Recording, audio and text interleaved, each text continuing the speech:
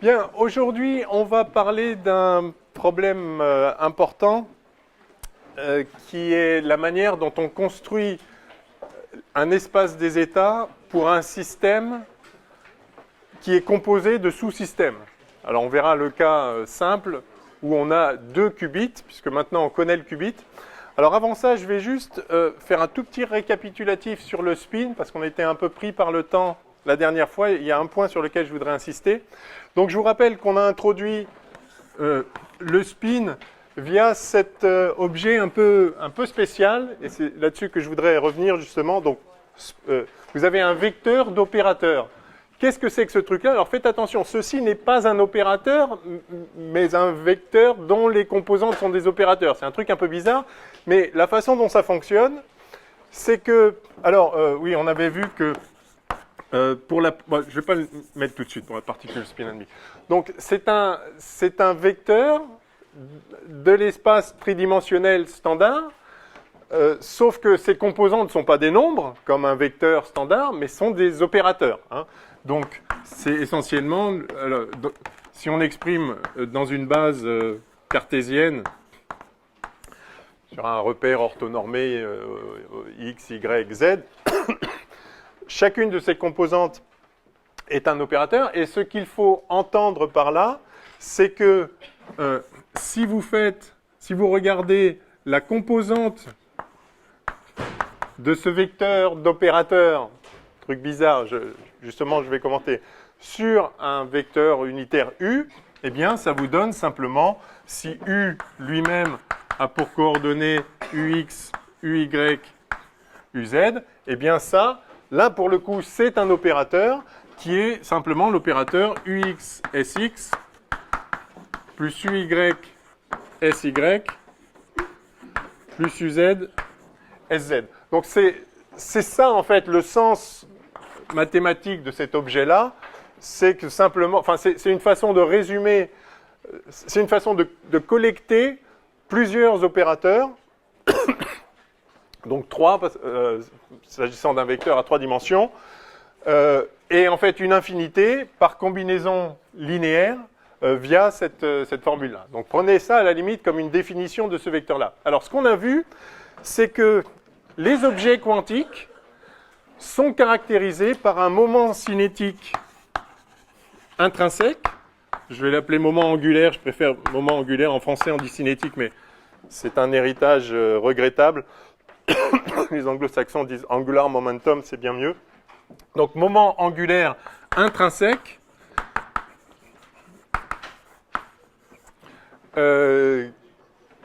dont on a vu une manifestation avec l'expérience de Sternegger-là via le moment magnétique, mais ce qu'on a dit la dernière fois, c'est qu'en fait, derrière tout ça, il y a vraiment l'idée d'un moment angulaire intrinsèque.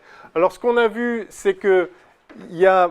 Enfin, ce que j'ai dit, mais on ne l'a pas vu, mais je vous ai affirmé, quand on fait la théorie générale des moments angulaires, on peut avoir ces moments angulaires intrinsèques qui sont caractérisés par un nombre, S, qu'on appelle le spin, et S peut être soit entier, soit demi-entier, c'est-à-dire un nombre entier plus un demi, on appelle ça demi-entier, et lorsque vous avez un système qui a un spin S, il y a un espace des états associé donc, à ces états de spin. Donc, il y a des états de spin, c'est-à-dire ces différents états, mais liés à cette propriété de moment cinétique, moment angulaire intrinsèque. Et donc ça fait un espace des états qui, comme toujours en physique quantique, bien sûr, est un espace vectorien, un espace de Hilbert, qui est de dimension n égale 2s plus 1. Vous vous rappelez ça? Et c'est différent. Enfin, il existe pour chaque composante du spin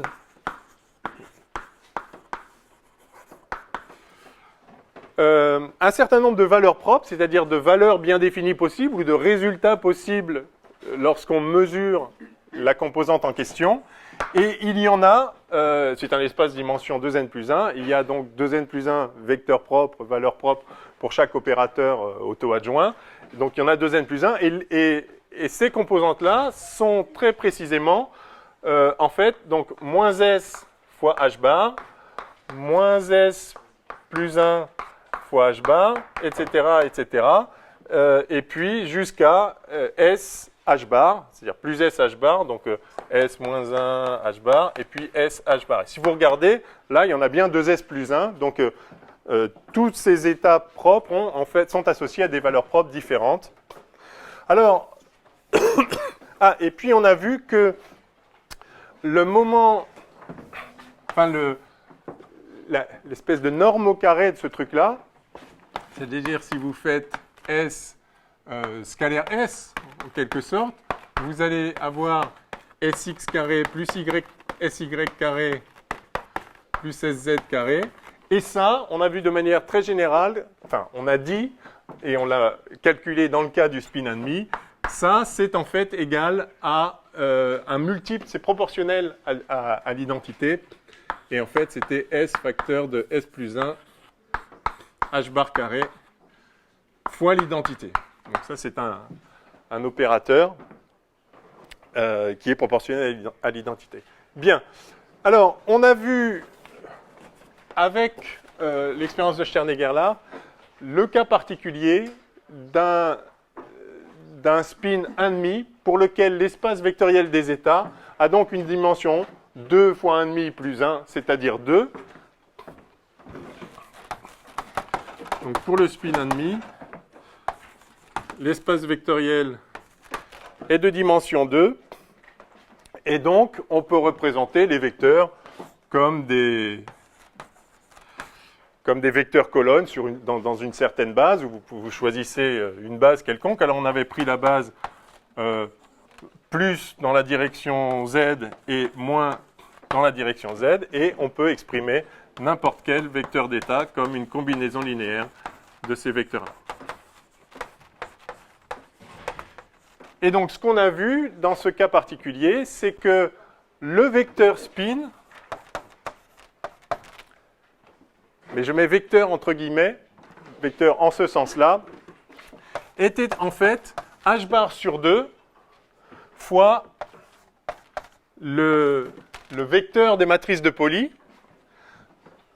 Donc ça, c'est à nouveau, c'est un objet un peu bizarre qui a pour composante sigma x, sigma y, sigma z dans une certaine base. Si vous prenez une autre base, ce sera d'autres composantes.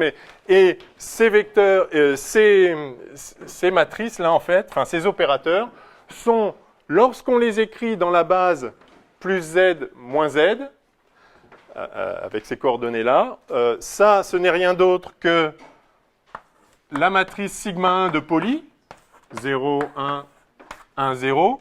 Ça, c'est la matrice sigma 2 de Pauli, 0, i moins i, 0. Et ça, c'est la matrice sigma 3, 1, 0, 0, moins 1. OK? Et donc, si vous calculez ici S au carré, je crois qu'on l'avait fait explicitement, hein, c'est-à-dire, enfin, S scalaire S, vous obtenez, eh bien, 3 quarts de h bar carré fois l'identité, et vous pouvez vérifier que si vous mettez S égale 1,5 ici, 1,5 plus 3,5, ça fait bien 3 quarts, et on obtient ça. Alors, donc ça, j'espère que c'est bien clair maintenant pour vous. On a un espace des états, c'est-à-dire l'objet dont on parle est caractérisé par des états de spin à 2 dimensions, mais ce que je voulais indiquer ici, alors, pardon, donc ça c'est le moment angulaire intrinsèque, on l'a vu se manifester via le moment magnétique, qui est simplement, qui est à nouveau est un vecteur d'opérateur, un truc un peu bizarre, et c'est ça que je veux commenter. Il y a ici le facteur gyromagnétique, comme toujours, le lien entre moment cinétique et moment magnétique quand vous êtes une particule chargée. Et puis, vous avez un facteur de Landé ici, qui dépend de la particule.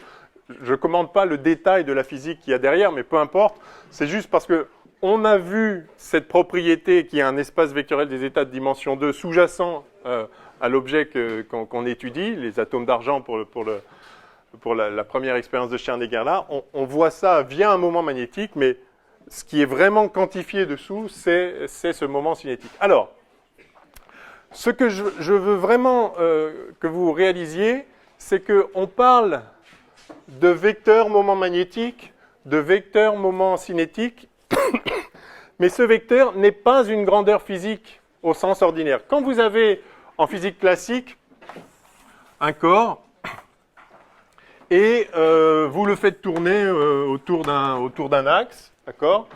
Vous avez un vecteur rotation qui est un vecteur au sens ordinaire, c'est-à-dire c'est un objet qui a une certaine longueur, une certaine direction dans l'espace à 3 dimensions. Bon, oméga c'est un pseudo-vecteur, mais bon. Et vous pouvez lui associer effectivement un moment cinétique. Je ne sais pas comment on va le noter. Je sais pas. J, vous le notez J des fois? Non. Comment vous le notez le moment cinétique? L. Alors très bien. L. Et donc L, ça va être I fois oméga.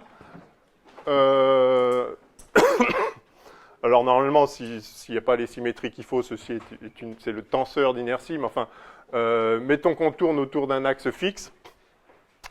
Vous avez I ici qui est le moment d'inertie, d'accord?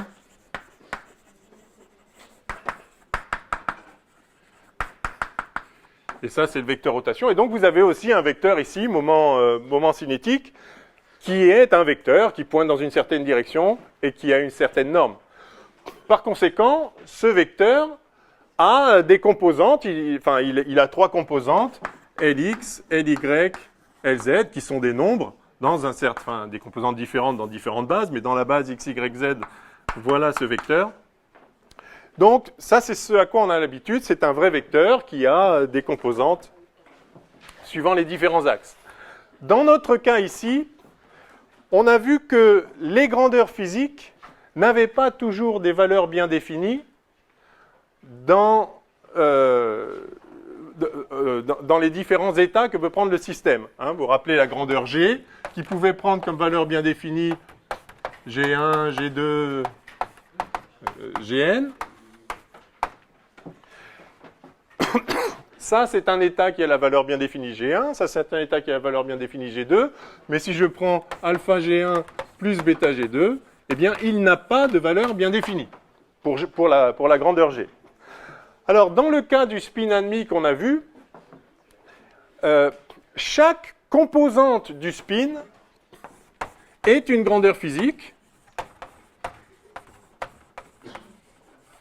Chaque composante, alors, enfin, du spin, oui, je le note comme ça, mais je vous ai dit qu'on employait le même mot pour le nombre S qui caractérise la dimension, qui caractérise la dimension de l'espace vectoriel, on appelle ça le spin, 1,5, 3,5, 12, enfin, tout.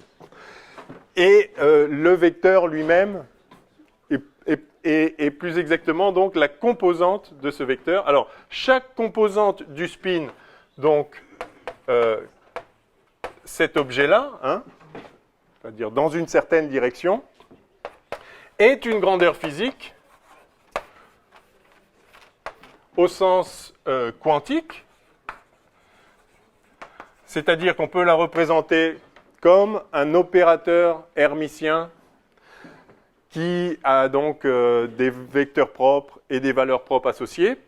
Et donc, pour chaque, il existe des états qui ont une valeur bien définie de cette grandeur physique-là.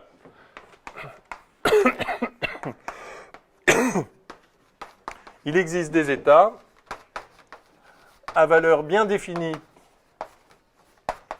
de cette grandeur. Et ce qu'on a vu, c'est ça l'idée de la quantification, c'est ça qui se manifeste, c'est que ces valeurs bien définies peuvent être, dans le cas du spin admis, uniquement soit h bar sur 2, soit moins h bar sur 2. Plus ou moins h bar sur 2 sont les deux valeurs possibles. Et puis bien sûr, il y a des tas d'états qui n'ont pas de valeur bien définie de cette grandeur physique, comme il est normal, puisqu'on peut faire des combinaisons linéaires, c'est tout ce qu'on a vu déjà. Alors, j'attire votre attention sur le fait que chaque composante du spin est une grandeur physique, qui se comporte comme une grandeur physique standard. En revanche, le vecteur lui-même, ça là, cet objet-là, n'est pas une grandeur physique.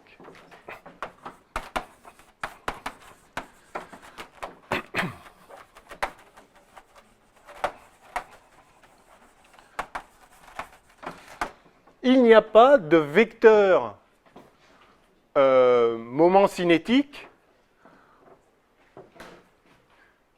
au sens où en physique classique, il y a un vecteur moment cinétique qui a des composantes.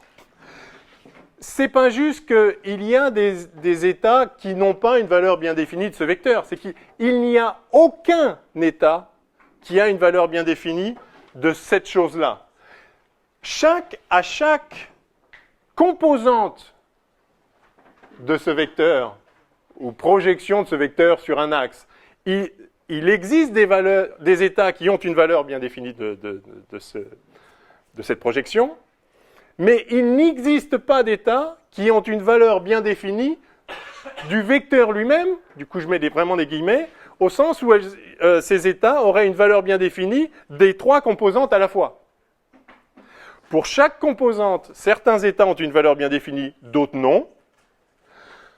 Mais aucun état n'a une valeur bien définie des trois composantes à la fois. En fait, aucun état a une valeur bien définie de ne serait-ce que deux composantes.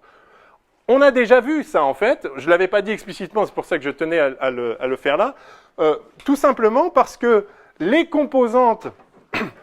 Je prends trois axes en particulier, mais évidemment, c'est isotrope. Je prends trois autres axes, ce serait pareil. Vous voyez que les composantes du spin dans la direction x, eh bien, c'est h bar sur 2 sigma x, puis h bar sur 2 sigma y dans la direction y, etc. Ces grandeurs physiques-là, donc h bar sur 2 sigma x, que je note donc naturellement Sx, ça c'est une grandeur physique. Certains états ont une valeur bien définie de ça, d'autres non, normal. Cet opérateur est associé à une grandeur physique qu'on peut appeler composante suivant y du spin. Il y a des états qui ont une valeur bien définie, plus h bar sur 2, moins h bar sur 2 en l'occurrence, et d'autres non, c'est normal. Pareil pour Sz. Mais il n'existe pas d'états qui ont une valeur bien définie à la fois pour ces trois choses-là. Comment on sait ça? Tout simplement parce que ces objets-là ne commutent pas, ces opérateurs-là ne commutent pas. Et on a vu qu'on ne pouvait diagonaliser deux opérateurs dans la même base que s'ils commutaient. Et donc, un état, un vecteur d'état peut être vecteur propre à la fois pour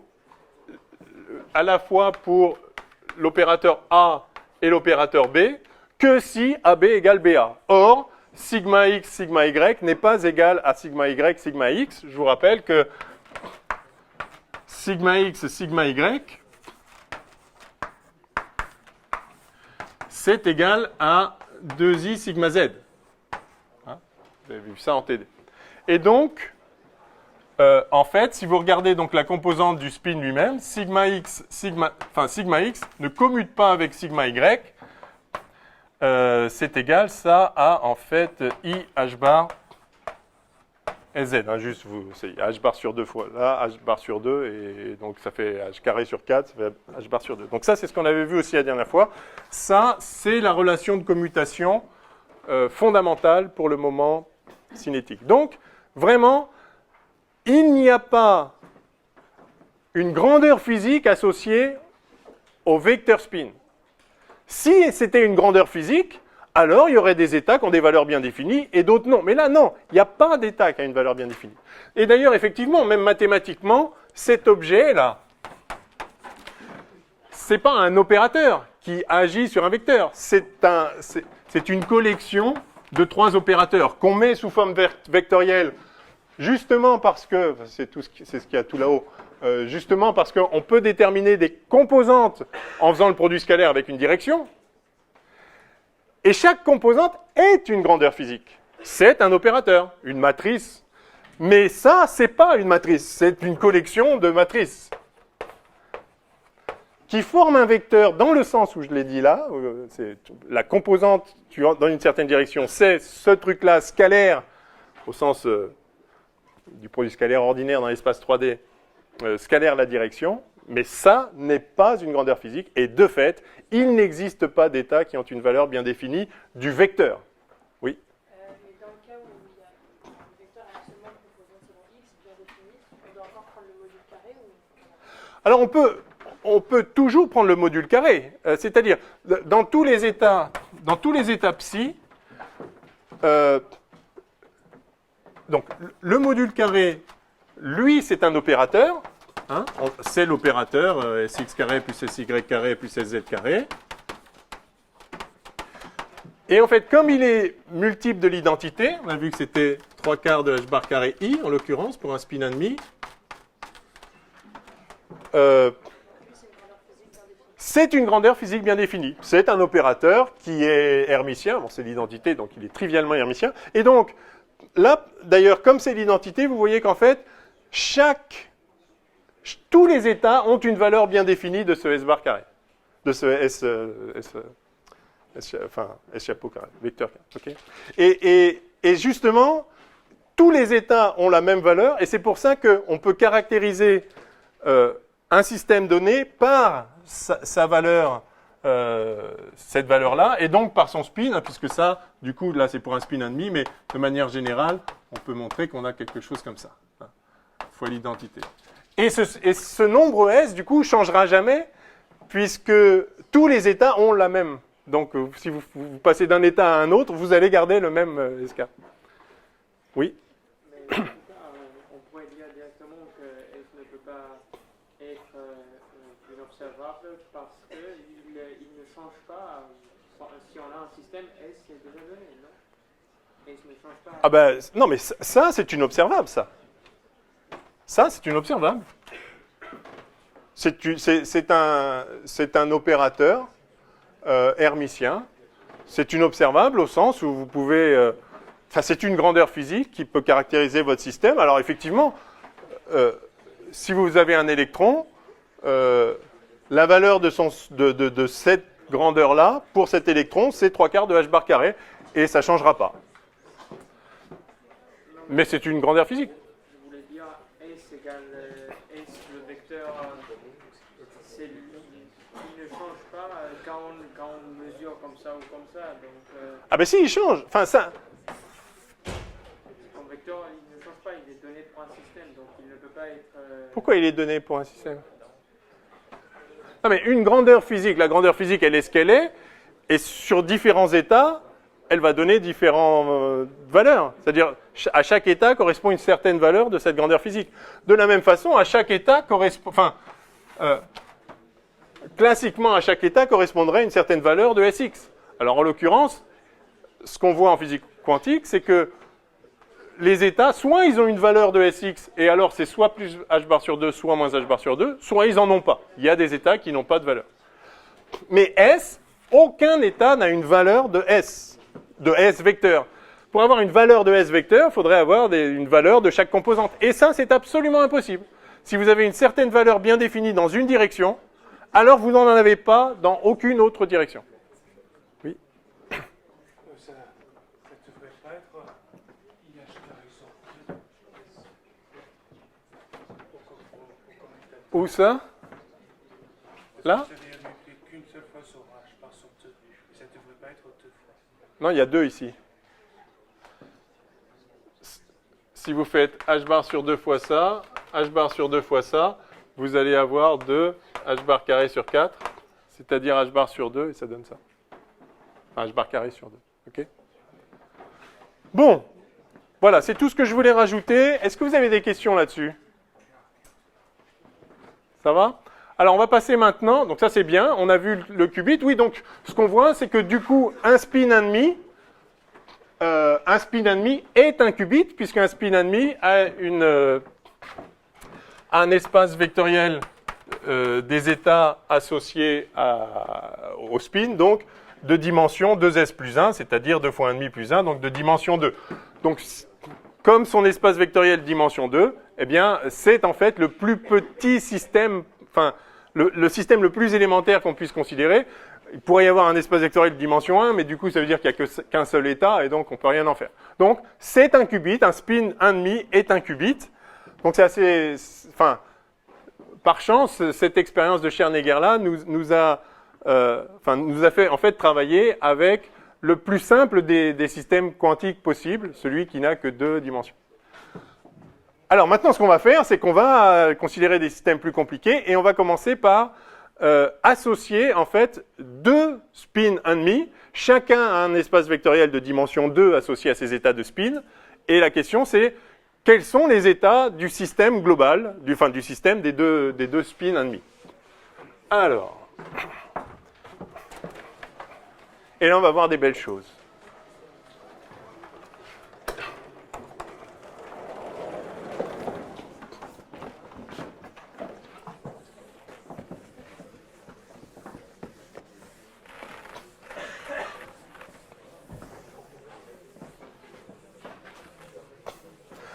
On va voir deux types de belles choses, une belle chose mathématique et une belle chose physique.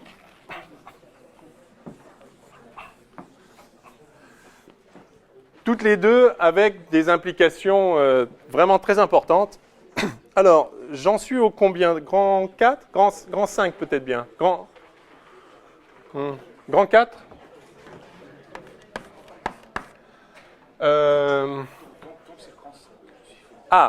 Ouais. Grand 5. Donc, grand 5, système de 2 qubits.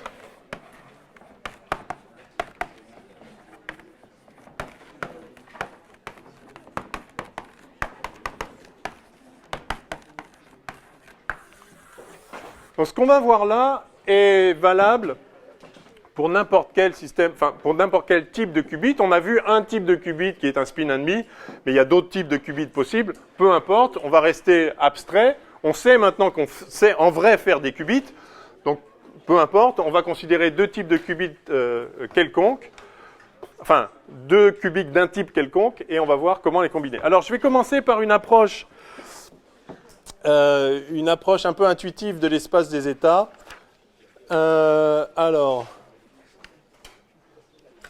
Comment j'ai appelé ça? Donc, espace des états.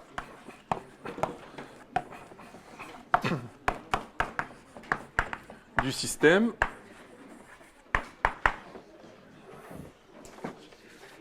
Et je vais commencer par une approche intuitive.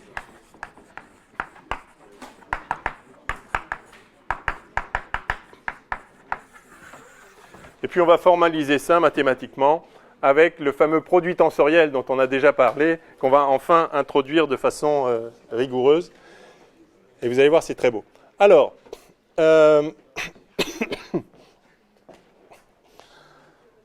bon, l'idée est simple. Vous avez donc 2 qubits. Le qubit 1 et le qubit 2. À chaque qubit est associé un espace vectoriel de dimension 2 avec des états qui peuvent être développés sur une certaine base quelconque. Alors je vais appeler un, je ne sais plus comment je l'ai appelé, 1 ou 0 ou plus ou moins, je ne me rappelle plus. Oui, je vais essayer de garder la même notation.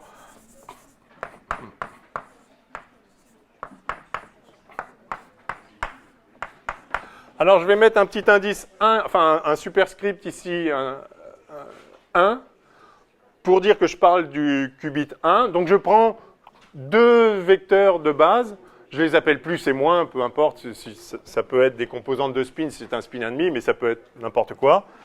Et puis pour le deuxième qubit, j'ai également une base que j'appelle... Donc tout ce que j'exige, c'est qu'elle soit une base orthonormée, mais peu importe la base qu'on choisit, je la note plus 2 et moins 2. Oui.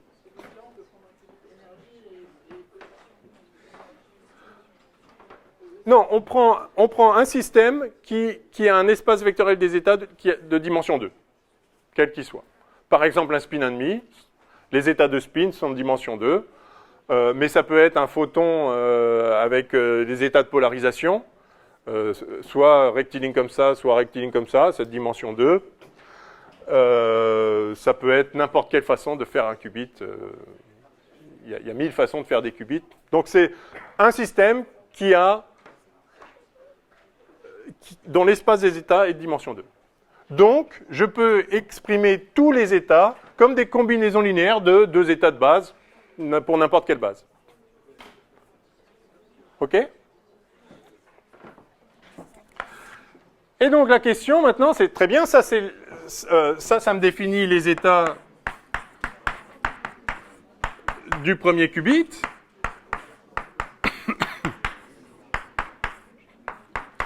Voilà tous les états du premier qubit. Et puis, voici, je vais noter un phi, voici tous les états du deuxième qubit.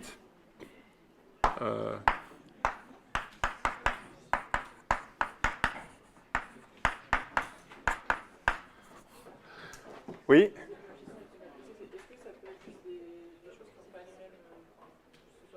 Ah, est-ce qu'ils ne sont pas forcément de même nature? Ah, pardon. Oui. Oui. Oui.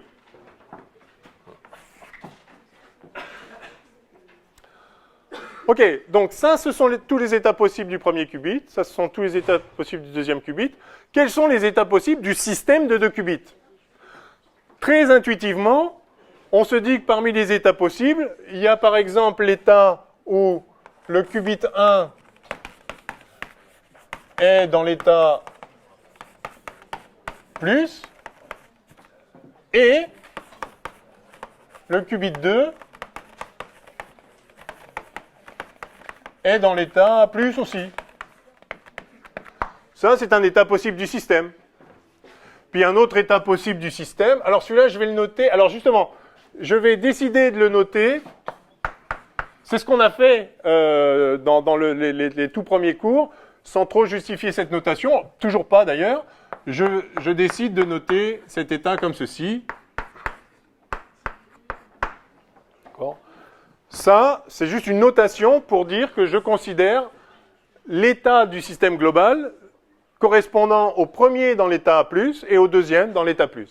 Et puis, bien évidemment, j'ai une possibilité où le premier système est dans le premier qubit est dans l'état plus, et le deuxième dans l'état moins. Intuitivement, j'ai bien l'impression que ça doit être un état possible du système. D'accord? Et celui-là, bien sûr, je vais le noter plus 1, croix, moins pour le système 2. Bien évidemment, je peux aussi avoir moins pour le premier, puis 2 pour le deuxième, et puis plus pour le deuxième, ou bien moins pour le premier et moins pour le deuxième. Donc j'ai 4 états complètement évidents ici, que je vais noter donc comme ceci.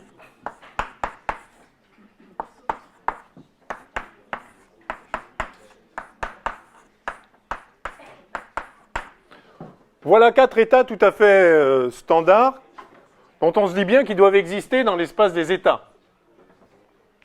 Mais on est en physique quantique. Et donc si ça c'est un état possible du système, et ça aussi, et ça aussi, et ça aussi, alors en fait, toutes les combinaisons de ces états sont des états possibles du système. Puisque le principe de combinaison nous dit que s'il y a 2 états possibles, toutes les combinaisons linéaires de ces 2 états sont possibles aussi. Donc vous pouvez combiner ça avec ça avec ça, vous pouvez combiner les 3 ensemble, les 4 ensemble, enfin, vous faites ce que vous voulez. Et donc en fait, l'ensemble des états possibles pour le système de 2 qubits, ça va être tout simplement l'espace vectoriel engendré par ces vecteurs-là, c'est-à-dire toutes les combinaisons linéaires possibles de ces vecteurs-là. Alors par exemple, vous pouvez dire aussi, oui mais il est possible que le premier système, là on a pris le premier système dans l'état plus, ou bien dans l'état moins, et puis l'autre dans l'état plus ou dans l'état moins. Mais le premier système, il pourrait être dans cet état-là. Ça c'est un état possible du premier qubit, et ça c'est un état possible du deuxième qubit. Donc de manière générale, on peut se dire que on va pouvoir former d'autres états que ceux-là. Et par exemple,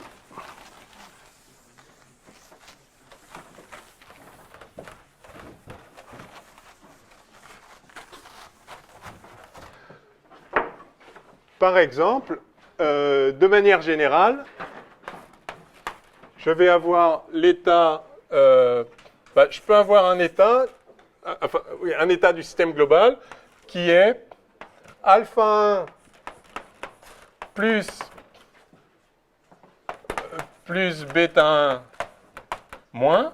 Ça, c'est un certain état pour le premier système, pour le premier qubit. Et puis, l'autre qubit peut être aussi dans n'importe quel état qui lui est propre.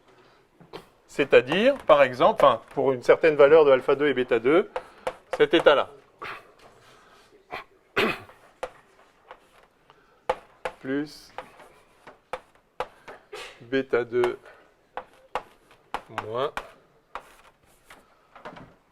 Voilà.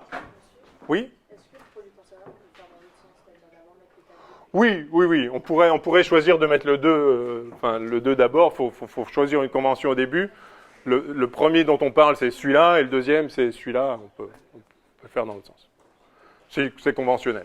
Parce que celle que j'ai appelée 1 et celle que j'ai appelée 2, de toute façon, c'est conventionnel. Donc, oui. En fait, on peut dire que le 3 c'est la même chose que le et quand on dit quelque chose dans le passé. Voilà, tel que je l'ai introduit là, le croix, ça veut dire et. J'ai ça pour le premier et ça pour le deuxième, et je le note avec une croix. On va voir le sens de mathématique dans 5 minutes, hein. Mais c'est très naturel, c'est une approche intuitive. Si j'ai le premier système qui peut être dans cet état-là, et le deuxième dans cet état-là, eh bien, l'état global du système des deux, c'est exactement, enfin, je le repère comme ça. Ça, c'est l'état pour lequel le premier qubit est dans cet état-là, et le deuxième est dans celui-là. Alors, quel est le lien entre ça et ça? Entre cet état particulier et ces 4 états qu'on avait identifiés comme aussi des états possibles. Oui. On ne pourrait pas simplement utiliser une sorte de distributivité pour dire... Alors exactement. L'idée, ce qui serait vraiment sympathique, vu que la physique est linéaire et qu'on s'appuie là-dessus, ce serait vraiment sympathique s'il y avait un sens à dire que ça, en fait, ce n'est rien d'autre que alpha 1, alpha 2, plus 1, croix plus 2, plus alpha 1, bêta 2,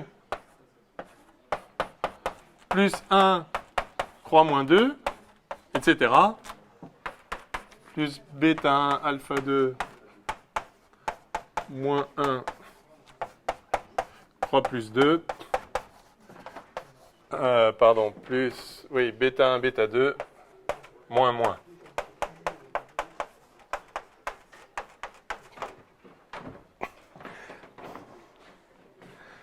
Si on peut avoir ça, et on peut avoir ça, c'est effectivement ça qui se passe. On va voir que l'espace produit tensoriel qu'on construit vérifie cette propriété-là, bien sûr.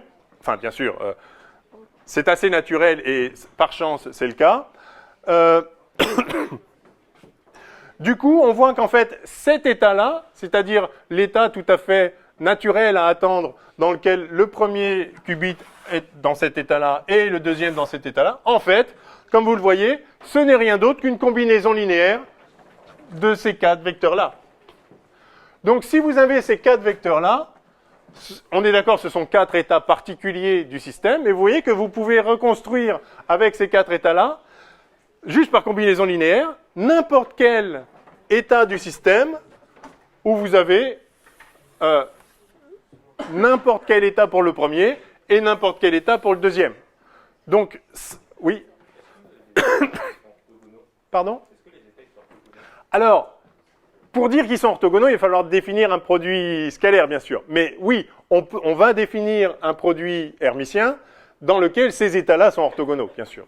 Parce qu'ils sont bien distincts. Physiquement, ils doivent l'être, puisqu'ils sont clairement différents les uns des autres. Enfin, il suffit de mesurer la composante, la grandeur physique pour laquelle ce sont des vecteurs propres, pour voir qu'ils ont des valeurs différentes, enfin, ils sont associés à des valeurs différentes. Donc, ils doivent être effectivement orthogonaux. Donc, alors, oui. Non, ça. Je voulais simplement savoir si cette croix, c'est aussi lié au fait que les deux observables qui sont associés à plus et moins sont ou pas les deux mesurables en même temps.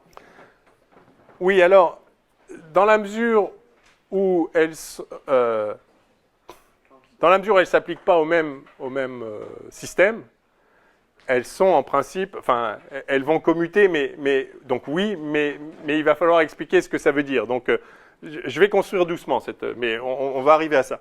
Alors, la beauté extraordinaire, mais vraiment, c'est vraiment le cœur du problème, des problèmes conceptuels que se posent souvent les gens avec la physique quantique, c'est que tous ces états-là, c'est-à-dire un état bien défini pour le premier, mais quelconque, un état bien défini pour le deuxième, mais quelconque. Tous ces états-là sont en fait simplement des combinaisons linéaires de ça. Mais attention, toutes les combinaisons linéaires de ces 4 vecteurs-là ne s'écrivent pas sous cette forme-là. Il y a, donc si ça, effectivement, c'est des états possibles du système, on ne voit pas comment ça pourrait être autrement. Oui, je peux avoir le premier dans un certain état, plus ou moins, et le deuxième dans un certain état, plus ou moins. Donc forcément, ça, c'est des états possibles. Et si ça, c'est des états possibles, alors toutes les combinaisons linéaires de ces états sont aussi des états possibles. Le problème, qui n'est pas un problème, c'est la réalité, ça ne pourrait pas être autrement, puisque ces états-là sont possibles, toutes les combinaisons linéaires sont possibles. Or, il suffit de regarder 15 secondes pour voir que parmi toutes les combinaisons linéaires de ces états, il y en a qui ne se mettent pas sous cette forme-là. On va voir ça tout de suite. Et c'est ça, les états intriqués. Donc vous voyez, ce n'est pas compliqué. C'est une conséquence directe du principe de combinaison.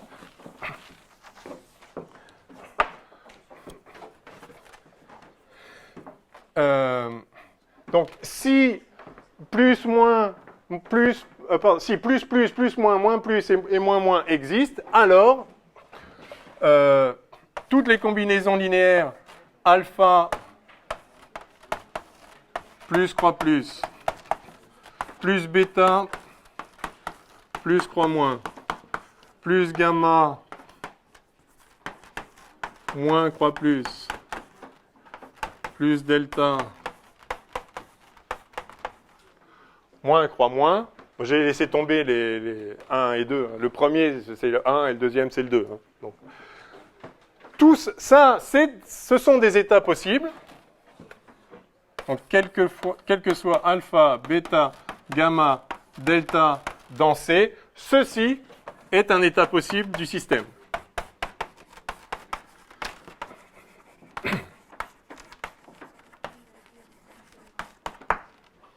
OK ? Eh bien, parmi ces états, certains ne peuvent pas se mettre sous cette forme-là. Comment voir ça ? C'est très simple. Ces états-là, qui sont donc le produit de n'importe quel état pour le premier qubit, enfin, pas le produit, la juxtaposition de n'importe quel état pour le premier, n'importe quel état pour le second, vérifie une propriété claire, c'est que si vous faites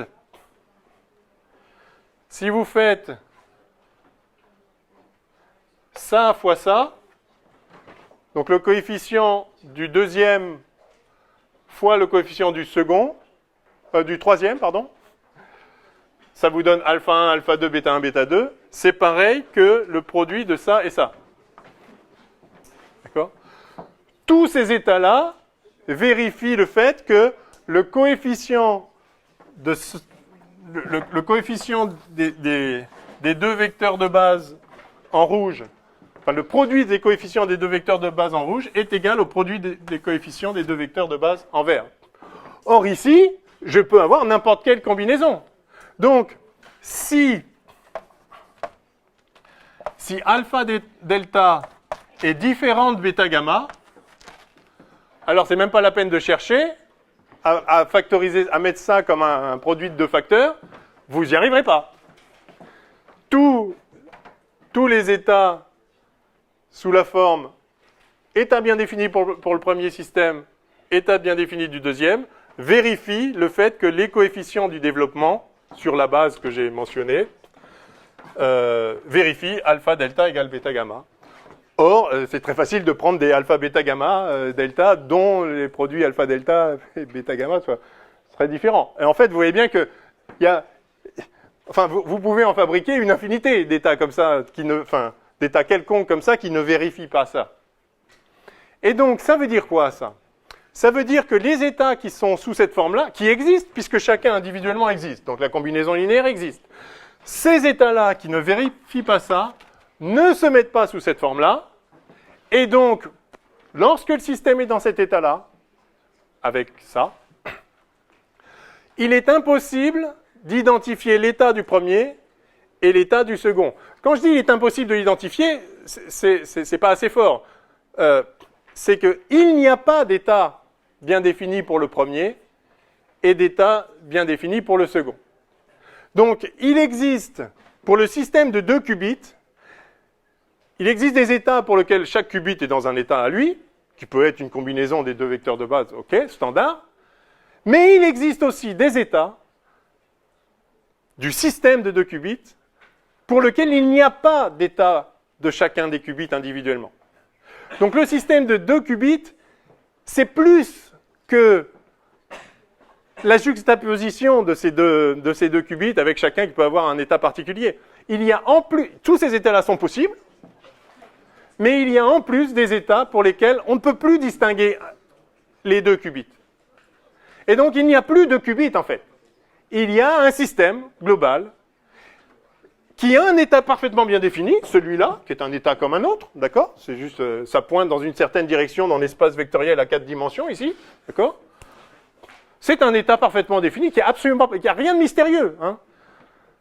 Mais c'est un état dans lequel il n'y a pas un état pour le premier qubit et un état pour le deuxième qubit.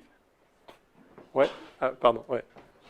Ah, allez-y. Tous les deux, ils sont dans R2. Quand on fait R2 fois R2. Alors c'est C2, hein, mais. Pardon, Ouais, C2. ouais. Et quand on les multiplie entre eux, ça donne pas C4 complet. Ça donne juste un petit bout Alors, qui est défini par cette équation, cette relation. oui, alors justement, donc, cette construction-là, c'est le produit tensoriel. Et ce produit tensoriel, c'est pas juste ajouter une dimension. Ça définit pas tous les espaces. Disons,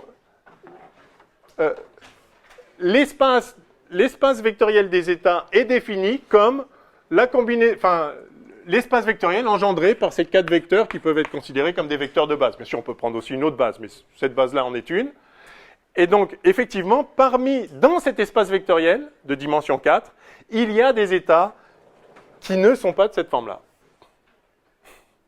C'est fatal, enfin je veux dire, ça, vous voyez, ça prend 2 lignes, c'est absolument inévitable. Tous ceux qui sont de cette forme-là vérifient alpha delta égale bêta gamma, et donc il suffit de prendre n'importe quelle combinaison pour laquelle alpha delta n'est pas égal à bêta gamma, et on sait que cet état n'est pas un état pour lequel il y a un état bien défini du premier qubit et un état bien défini du deuxième qubit. C'est remarquable. Oui. Qu'est-ce que ça veut dire avoir un état correct du premier qubit et un état bien défini du deuxième? Ça veut dire que si vous mesurez la grandeur, enfin, cet état-là, par exemple, est un vecteur propre pour une certaine grandeur physique. Si c'était un qubit, un spin and me, comme on les a étudiés jusqu'à présent, ça, c'est un vecteur d'état qui correspond à une valeur bien définie d'une composante d'un spin dans une certaine direction. Donc, si vous mesurez cette direction-là, eh bien, vous allez trouver la valeur correspondante, h bar sur 2, ou moins h bar sur 2 si c'est l'autre. Donc, le qubit 1, il est dans un certain état que vous pouvez caractériser. Si vous le connaissez, vous mesurez, vous allez avoir la réponse, la bonne réponse à chaque fois. Lui aussi, il est dans un état bien défini, dans le sens où, dans le sens où, en fait, si vous avez un système, chaque système est toujours dans un état bien défini. Il est dans l'état qu'il est. On peut ne pas le connaître, mais il a un certain état. Cet état peut ou pas correspondre à des valeurs bien définies de certaines grandeurs physiques, mais il a un certain état. Là aussi, votre système de 2 qubits, c'est un système, il est dans un certain état. Je peux le connaître, ne pas le connaître, il peut correspondre à des valeurs bien définies de ceci ou de cela, mais c'est un certain état. Sauf que, quand votre système de 2 qubits est dans cet état-là, avec ça, là, eh bien, il n'y a plus de système le premier qubit et de système le deuxième qubit, parce que s'il y avait le premier qubit, il serait dans un certain état, et donc un de ceux-là. Et s'il y avait le deuxième qubit, il serait dans un certain état, donc ceux-là. Et donc, on aurait un état global pour le système qui est de cette forme-là. Sauf que non, il y a certains états parfaitement normaux, qui sont juste des combinaisons linéaires de vecteurs de base. Il y a certains états qui sont des états bien définis pour le système de 2 qubits, mais qui ne sont pas associés à des états bien définie du premier qubit. Mais ça veut dire qu'il n'y a plus le premier qubit et le deuxième qubit. Si vous pouviez isoler le premier qubit, bah, il serait dans un certain état. Je ne sais pas lequel, mais il serait dans un certain état. Là, non. Enfin, là, non. Ici, vous avez... Alors, c'est pour ça qu'on dit qu'on a intriqué les deux qubits. Donc ça s'appelle un état intriqué.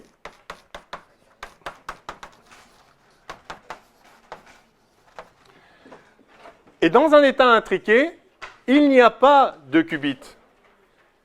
Il y a un système. Alors, néanmoins, on voit bien qu'il y a quand même un lien avec les deux qubits. D'ailleurs, ne serait-ce que de la façon dont je l'écris. Alors, c'est là qu'il faut faire attention. Ce qu'on appelle finalement un système de deux qubits, c'est un système pour lequel certains états sont la juxtaposition de l'état d'un qubit et de l'état d'un autre qubit. Ces états-là sont possibles.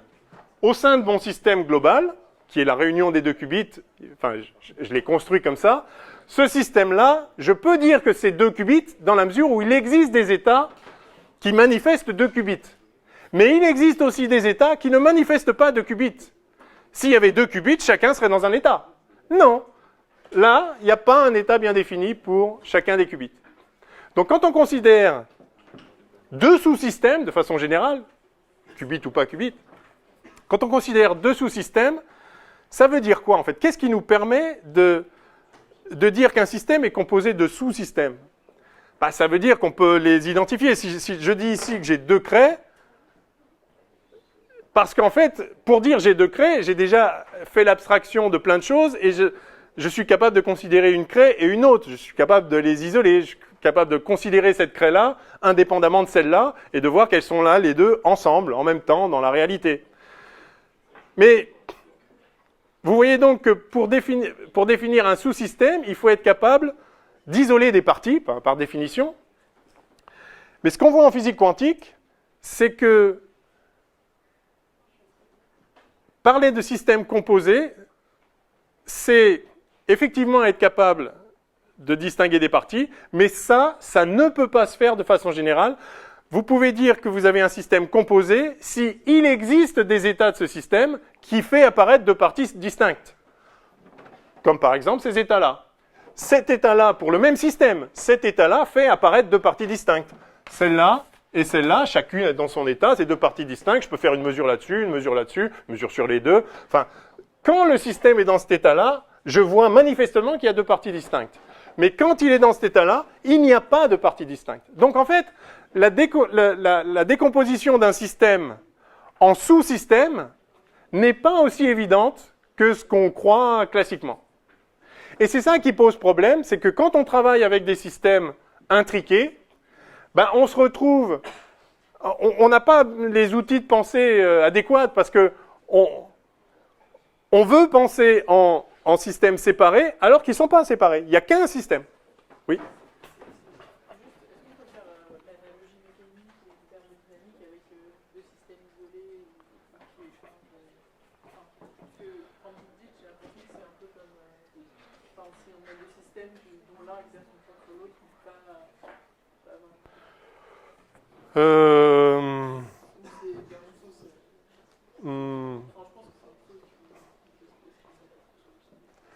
Oui, parce qu'en physique classique, quand vous avez deux systèmes qui interagissent l'un avec l'autre, vous pouvez quand même les considérer séparés et justement considérer la force entre eux.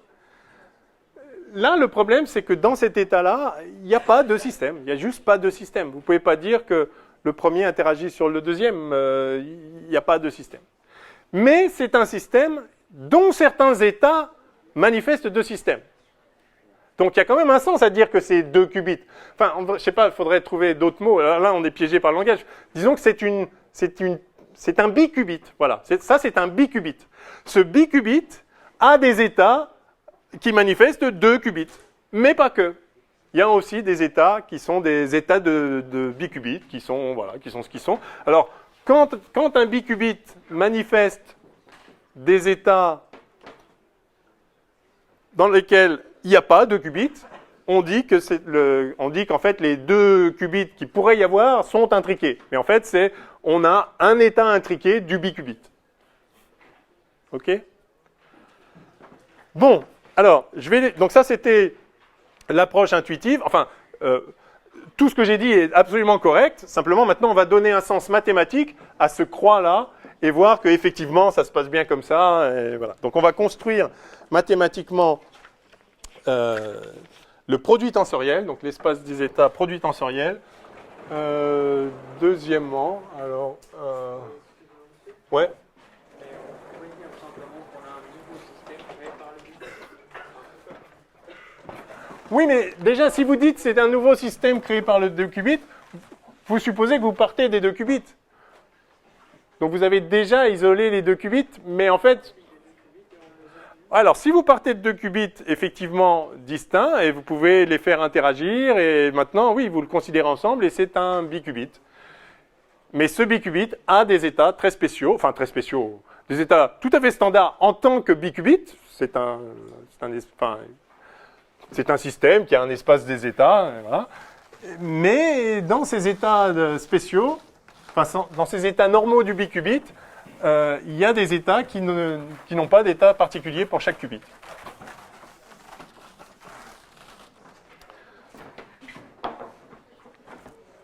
C'est magnifique quand même. Alors, deuxièmement, espace produit tensoriel.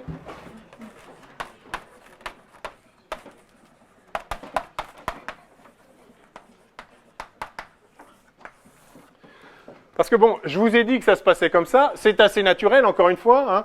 On est juste parti du fait que, bien sûr, il doit y avoir, pour le système des 2 qubits, il doit y avoir l'état plus pour l'un, moins pour l'autre, l'état moins pour l'un, plus pour l'autre, l'état plus, et l'état moins, moins. Ça, c'est naturel. Et dès lors qu'on a ça, on a toutes les combinaisons linéaires. Et stop, déjà, ça suffit pour dire que dans toutes ces combinaisons linéaires, il y a des états qui ne sont pas séparables, en fait. Alors maintenant, mais donc c'est ça qu'on voudrait qui se manifeste. Et ce qu'on va voir maintenant, c'est qu'il n'y a pas d'autre façon de combiner des espaces des états de 2 qubits que de faire comme ça. Oui.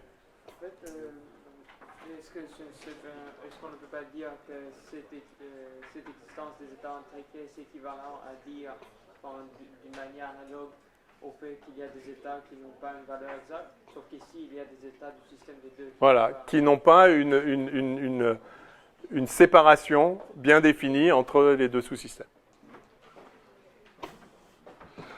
Ok, alors produit tensoriel. Donc ce qu'on va voir là, c'est qu'il existe une construction mathématique naturelle qui fait exactement ce qu'on voudrait que ça fasse, c'est-à-dire que ça permet de collecter les états du biqubit comme, à partir des états individuels de chacun des qubits. Alors je vais donc écrire un théorème.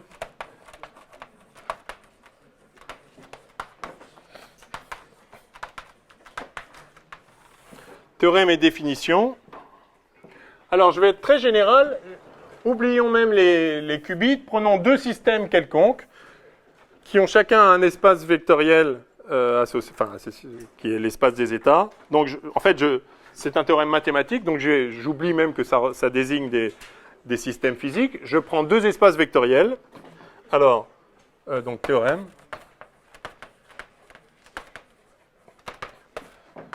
Soit E et F.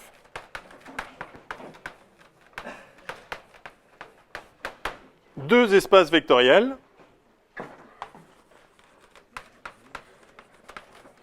Tout ce que j'exige, c'est qu'ils soient des espaces vectoriels sur le même corps. Sur un même corps commutatif K. C'est complètement général, hein, c'est un théorème mathématique complètement général. Donc, pour nous, ce sera des espaces vectoriels sur C, mais ça peut être sur n'importe quoi. Donc, soit 2 espaces vectoriels E et F. Il existe un espace vectoriel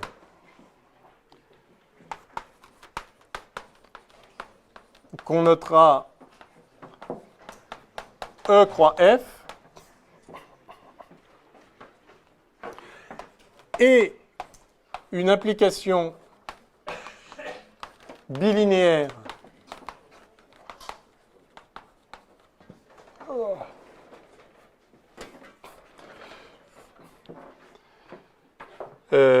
phi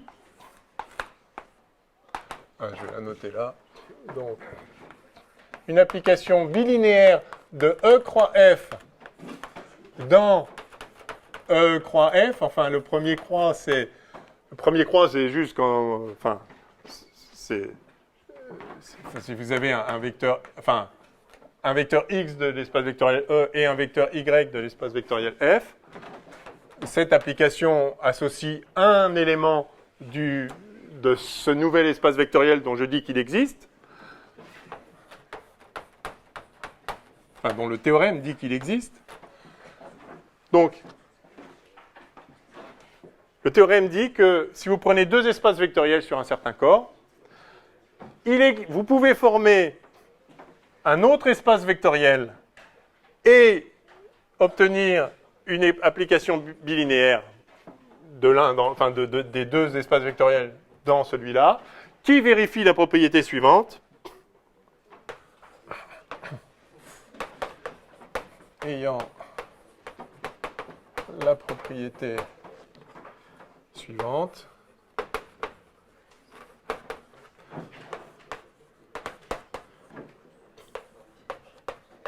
Alors on l'appelle la propriété universelle. C'est vous dire si c'est général. Ça, c'est juste un nom. Pour se référer à cette propriété, on lui donne un nom et on l'appelle propriété universelle. Alors, la propriété en question, c'est ça le cœur du théorème.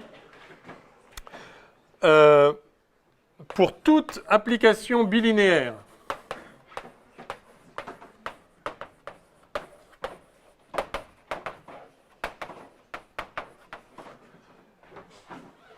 G de E croix F dans G. Alors G, c'est du coup un espace vectoriel quelconque.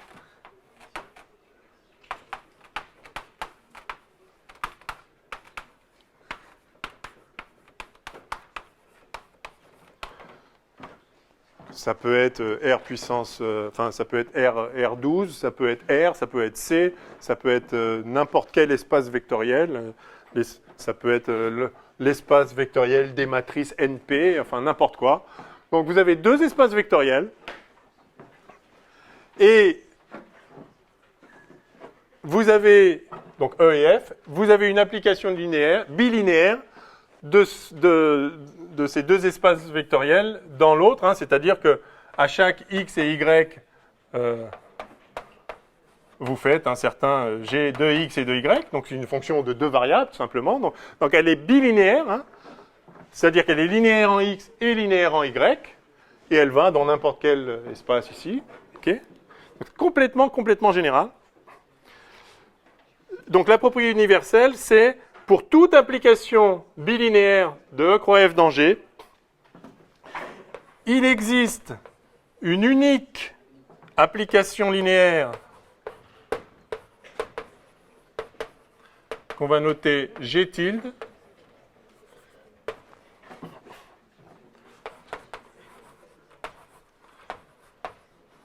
tel que G, c'est en fait G tilde rond phi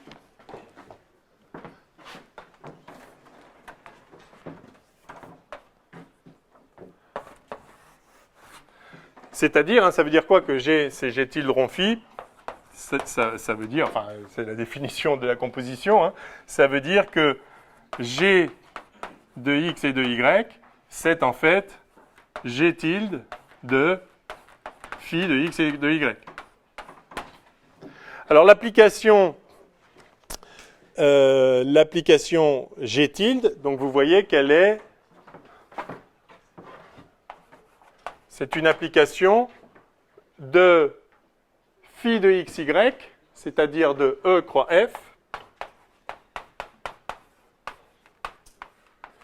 dans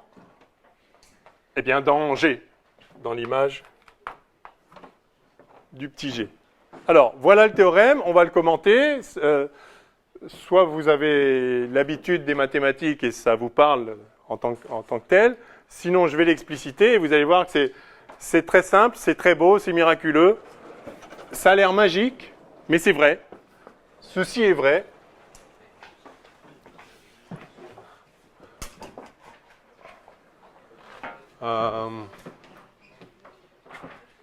Ouais, je vais descendre l'autre là-haut.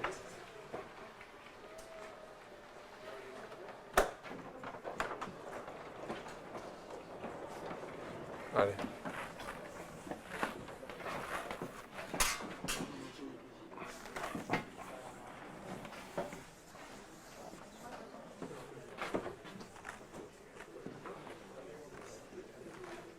Je vais vous faire un dessin et vous allez comprendre tout de suite.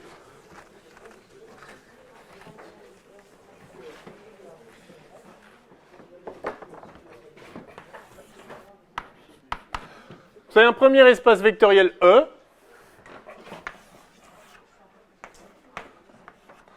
Un deuxième espace vectoriel F. Donc là-dedans, il y a des éléments. Enfin, une infinité, hein, toutes les combinaisons linéaires des vecteurs de base. Même si c'est de dimension finie, il y a une infinité d'éléments, mais si en plus c'est de dimension infinie, qu'est-ce que ça me fait ? Le théorème est complètement général, quelle que soit la dimensionnalité. Vous avez deux espaces vectoriels. Eh bien, ce que dit le théorème, c'est que vous pouvez former un autre espace vectoriel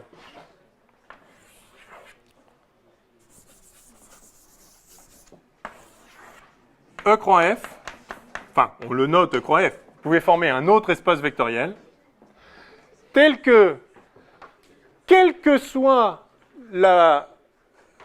l'application bilinéaire de E croix F dans G.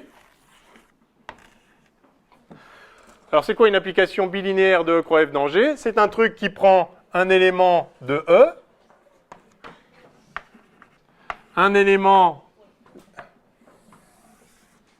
de Y, et qui en fait un élément de G.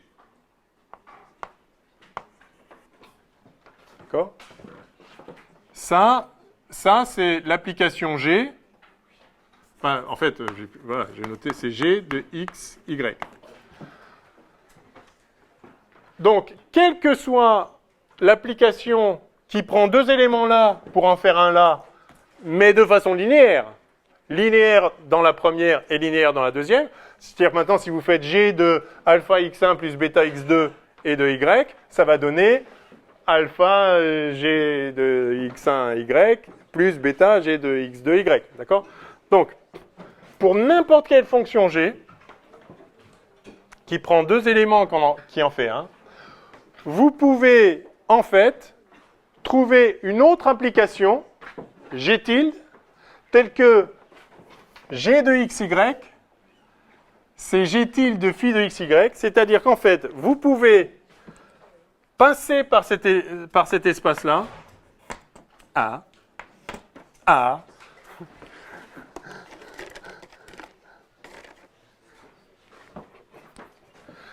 vous pouvez combiner ces deux états par l'application phi ici, et de là, aller là. Oui ? Pourquoi c'est supposé être mieux d'ajouter une étape en plus ? Alors, le point clé, c'est que là, vous avez deux espaces vectoriels. Là, vous en avez qu'un. Ça veut dire que être linéaire en X et en Y, c'est en fait être linéaire en une certaine combinaison de X et Y dans un certain espace. Et cet espace-là s'appelle le produit tensoriel. C'est-à-dire qu'en fait, quand vous êtes linéaire indépendamment en X et en Y, vous êtes en fait linéaire en ce truc-là qu'on va noter X croix Y. Donc en fait, vous avez formé un espace qui récupère les éléments des deux sous-espaces dans un seul espace. Et en fait, il contient tout puisque toute implication linéaire en X et en Y est en fait une application linéaire qui agit sur cet espace-là. Monsieur, ça veut dire que E et F sont contenus dans E croix F. Oui, alors en un sens un petit peu spécifique, justement qu'on va expliciter, mais ils ne sont pas contenus parce que c'est pas les mêmes dimensions, c'est pas. Enfin, ça c'est un autre espace vectoriel dont les éléments ne sont pas des éléments de E et ne sont pas non plus des éléments de F. Enfin, c'est des combinaisons des deux, mais ce que nous dit le théorème, c'est qu'il existe une façon de combiner ces deux espaces pour en faire un espace tel que n'importe quelle application qui soit linéaire sur le premier et sur le second est en fait une application linéaire sur cette combinaison des espaces. Et ce qui est très très fort, c'est qu'il n'y a qu'une seule façon de faire ça. Alors, il y a deux fois une seule façon. La propriété ici,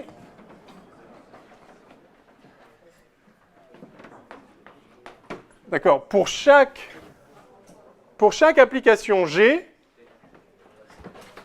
qui prend un élément dans chaque sous-espace, enfin dans chaque espace, pardon, pour chaque application G qui prend un élément dans chaque espace, il n'y a qu'une seule façon,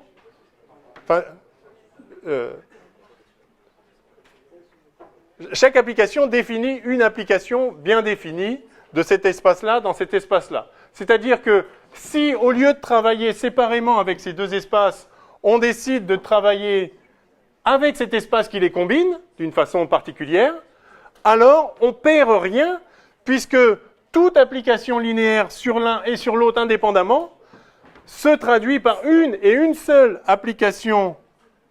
Du coup, celle-ci, elle est bilinéaire, celle-ci, elle est juste linéaire, puisqu'il n'y a qu'un seul argument.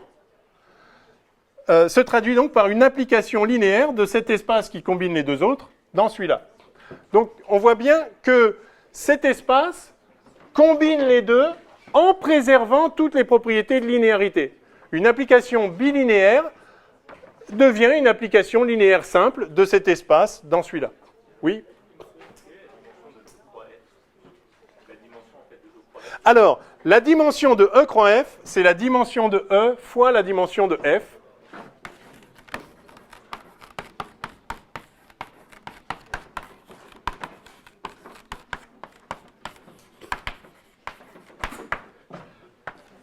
Et une base de E croix F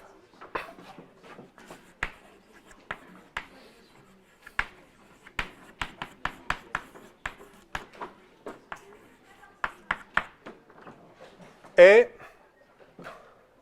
alors je vais mettre là, si EI pour I dans un certain espace d'indexation est une base de E. Et FJ pour J dans un certain espace d'indexation grand J est une base de F. Alors, une base de E croix F est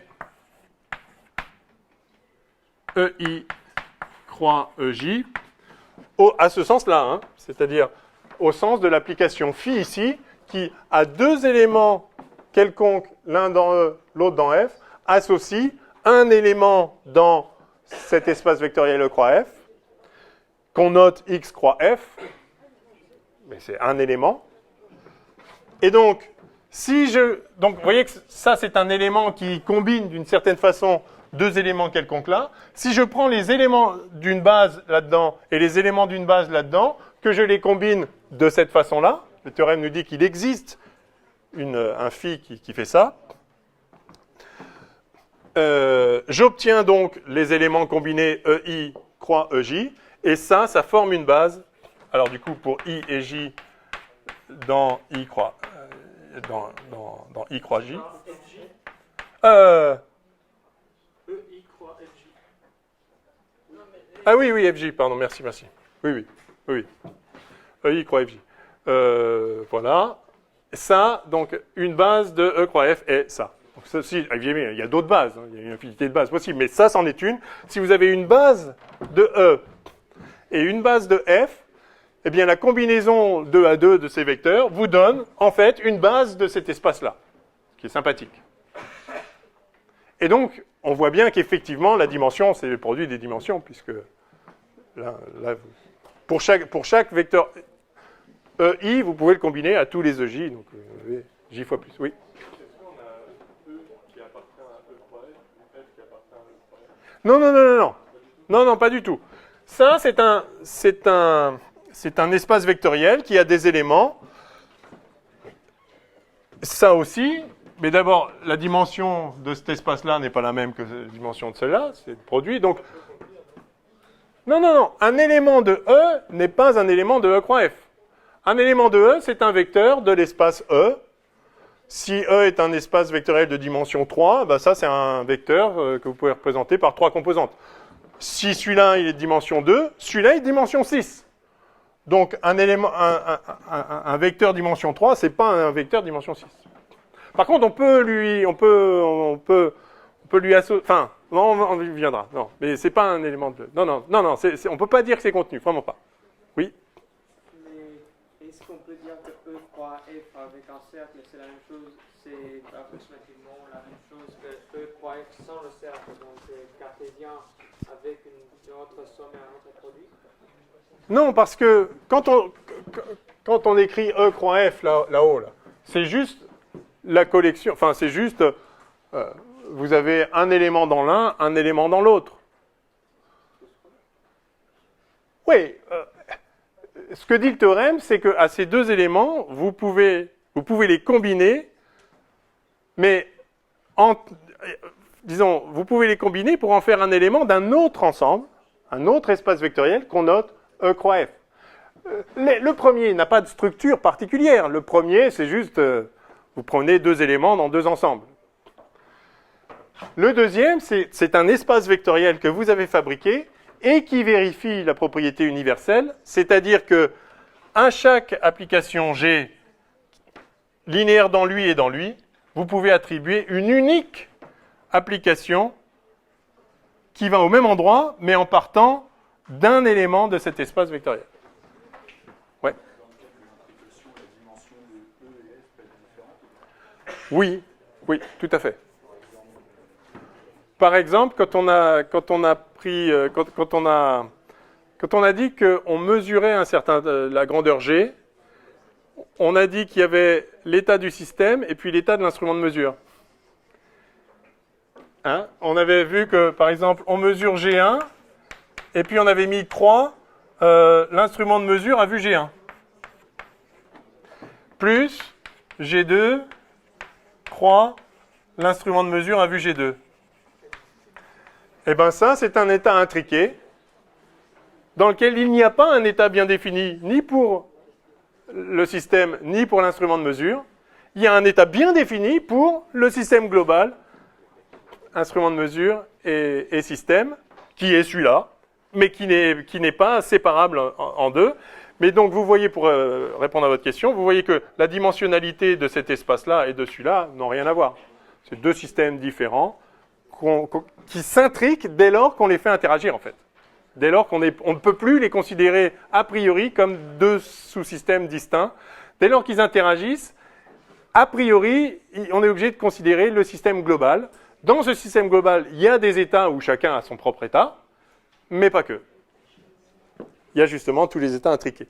Alors donc la beauté de la chose, c'est...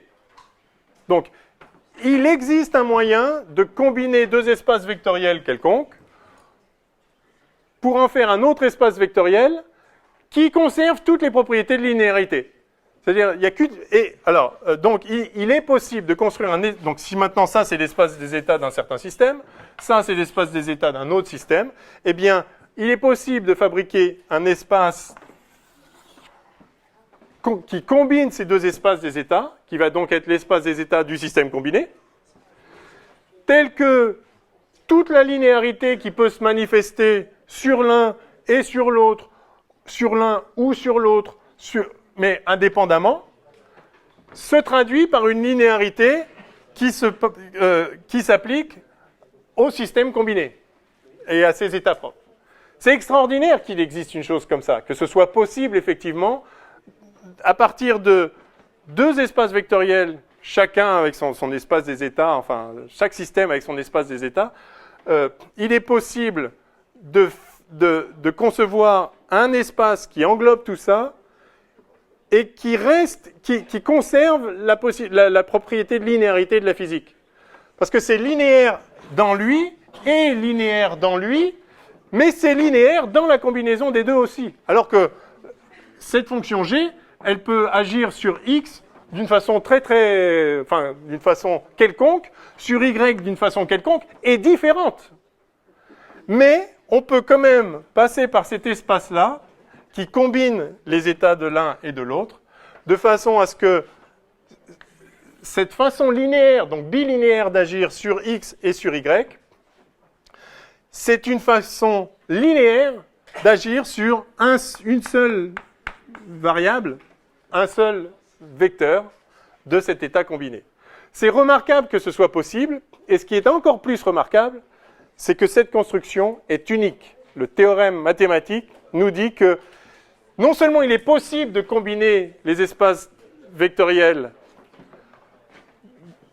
en un seul en conservant la linéarité, mais il n'y a qu'une seule façon de le faire, c'est-à-dire si vous trouvez une autre façon de le faire, vous pouvez imaginer une autre façon, mais l'autre espace vectoriel sera isomorphe au premier. Donc ce sera le même en fait. Vous pouvez, si vous passez par un autre espace que vous appelez, je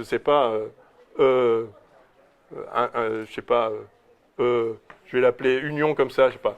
Enfin, c'est pas une union, enfin je lui donne un autre nom. Si vous en trouvez un autre, où vous pouvez faire pareil, à chaque deux vecteurs là, vous en faites un ici qui vous permettent d'aller à partir de lui là, eh bien ces deux espaces-là seront isomorphes. C'est-à-dire qu'à chaque point là, vous pouvez associer un unique point là. Donc en fait, vu que c'est abstrait, de toute façon c'est le même, d'accord ? Que vous le notiez E union F, enfin que vous le notiez X union Y, ou X croix Y, ils sont isomorphes. Donc tout ce qui se passe ici se passe là de la même façon. Enfin, donc c'est un seul et même espace. Donc il est possible de combiner les espaces des états de deux sous-systèmes en un espace d'un seul système d'une façon qui conserve la linéarité. Et il n'y a qu'une seule façon de le faire. Et cette façon, c'est celle-là. C'est celle pour laquelle, effectivement, une base de l'espace combiné, qu'on appelle donc produit tensoriel, c'est simplement la combinaison des vecteurs de base. Et donc, notre approche intuitive, en fait, préalable, est effectivement possible, mathématiquement, mais non seulement elle est possible, c'est la seule possible. Il n'y a pas d'autre façon de combiner deux espaces vectoriels en un seul, en conservant les propriétés de linéarité élémentaire. Et on veut évidemment faire ça, puisque toute notre idée, dès le départ, c'est de dire que l'espace des états d'un système quelconque est un espace vectoriel. Donc, si on peut considérer la réunion de deux sous-systèmes comme un seul système, ça doit à nouveau être un espace vectoriel avec toutes les propriétés de linéarité qui vont bien. Donc, on ne pourrait même pas parler de sous-système s'il n'était pas possible de combiner deux espaces vectoriels en un seul, d'une façon qui préserve la linéarité, comme on l'a dit là. Mais non seulement donc c'est possible, ouf, mais c'est possible de façon unique, il n'y a qu'une façon de le faire, et donc c'est comme ça que fonctionne le monde, il n'y a pas le choix du coup. D'accord ? Ok, alors what time is it ? Il ne reste plus beaucoup de temps. Ah, H-4 moi j'ai.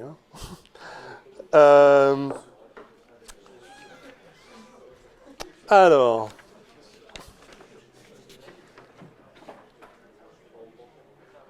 Oui, l'autre point que je n'ai pas dit, mais c'est évident. Le phi, il est choisi avant G. Hein, il existe le phi qui dit comment on combine un vecteur d'ici, un vecteur de là, en un vecteur d'ici. Et pour ce phi-là, chaque G peut être représenté par un G tilde de lui à lui. C'est-à-dire, on ne change pas phi à chaque fois qu'on change G, évidemment. Hein, sinon, d'accord. Bien. Ok. Alors. Ah, bah, je vais dire un mot sur le produit scalaire, alors, justement. Allons-y.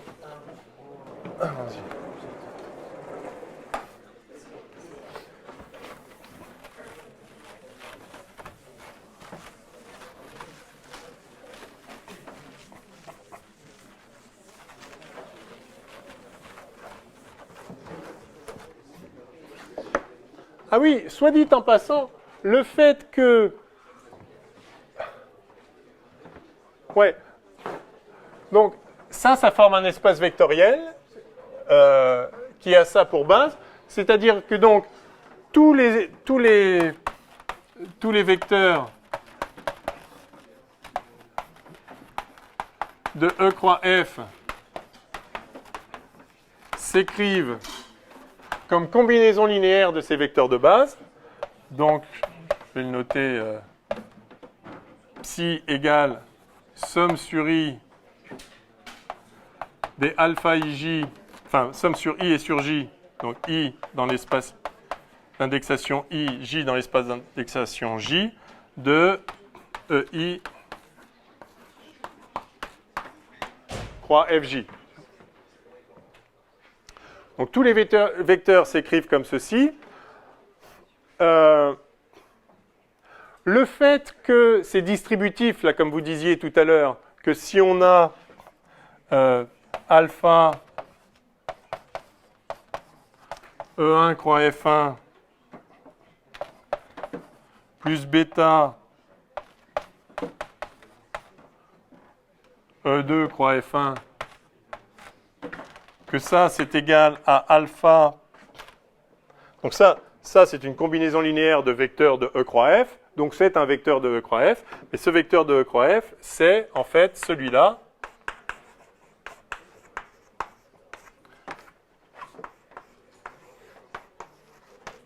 J'ai pris F1, j'aurais pu prendre n'importe quoi, on est d'accord. Le fait que ceci c'est bien ça, et réciproquement, c'est une simple conséquence de la linéarité. Parce que si maintenant vous avez une fonction g qui agit sur le premier espace E1 et sur le deuxième espace, enfin sur le premier espace E et deuxième espace F de façon bilinéaire, c'est-à-dire linéaire sur la première et linéaire sur la deuxième, il doit exister un G tilde qui agit sur les deux ensemble. Donc si vous faites G tilde de tout ça,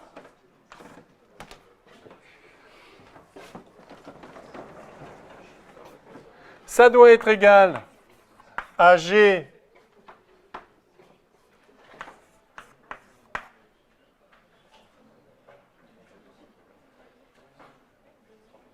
enfin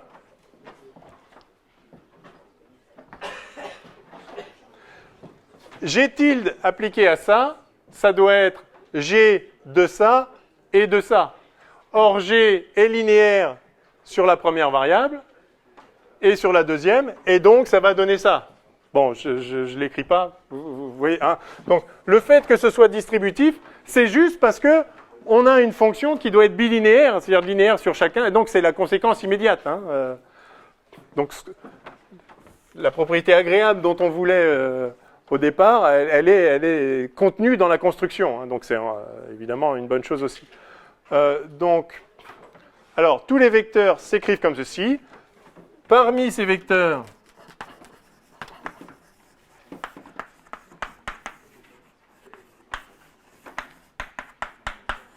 de croix F, certains s'écrivent comme psi associé à l'espace E, croix phi associé à l'espace F, et d'autres non.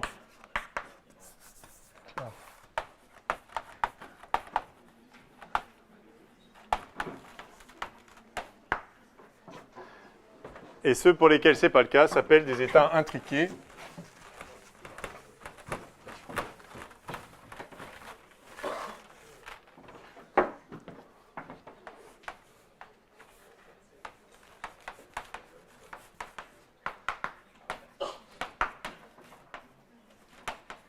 Donc c'est vraiment la définition d'un état intriqué. C'est un état qui ne peut pas se mettre sous la forme de l'état de l'un croît l'état de l'autre.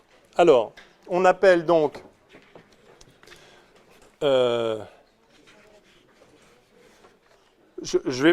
fera la prochaine fois la combinaison des applications linéaires, mais donc on appelle E croix F, puis je m'arrête, le produit tensoriel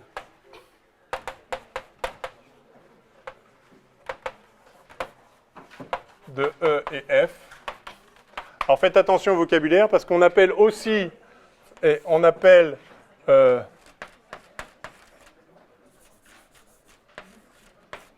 phi croix psi, le produit tensoriel